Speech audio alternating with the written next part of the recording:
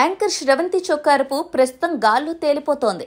Recent గా జరిగిన గద్దర్ అవార్డుల ప్రధానోత్సవంలో భాగంగా అల్లు అర్జున్ శ్రవంతి శ్రవంతి కలిసింది. అలా శ్రవంతి ఎదుట పడటంతోని పలకరించడంతో పాటు పొగడ్తల వర్షం కురిపించారు అల్లు అర్జున్. చీరలో బాగున్నావు, అందంగా కనిపిస్తున్నావు అని అన్నారట. ఇక బన్నీ లాంటి హీరోనే ఇలా పొగిడేస్తే ఎవరైనా సరే భూమి మీద నిలబడతారా? ఆకాశమంత ఎత్తుకు ఎగిరేస్తారు, గాల్లో తేలిపోతారు. ప్రస్తుతం శ్రవంతి పరిస్థితి కూడా అదే. శనివారం గద్దర్ అవార్డుల ప్రధానోత్సవం ఘనంగా జరిగింది. ఈ కార్యక్రమానికి CM Revanth Reddy, deputy CM Mallu Bhatti Vikramarka, cinematography minister Komatireddy Venkat Reddy వంటి వారు హాజరయ్యారు.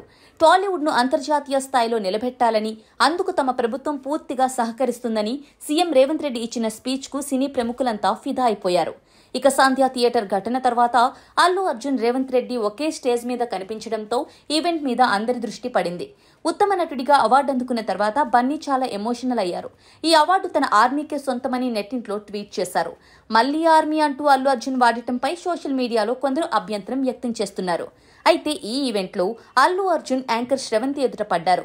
ఇక శ్రవంతితో బన్నీ ఒక 2 మాటలు మాట్లాడినట్టుగా కనిపిస్తోంది. చీరలో బాగున్నావు, అందంగా ఉన్నావు అన్నట్టుగా కనిపిస్తోంది. దీంతో శ్రవంతి తెగ సంబరపడిపోతున్నారు. మనం ఎంతగానో ఇష్టపడే హీరో మనం కట్టుకున్న చీర చాలా బాగుంది, చాలా అందంగా ఉన్నారు అంటే ఇక భూమి మీద ఆగగలమా అంటూ ఒక వీడియోను శ్రవంతి షేర్ చేశారు.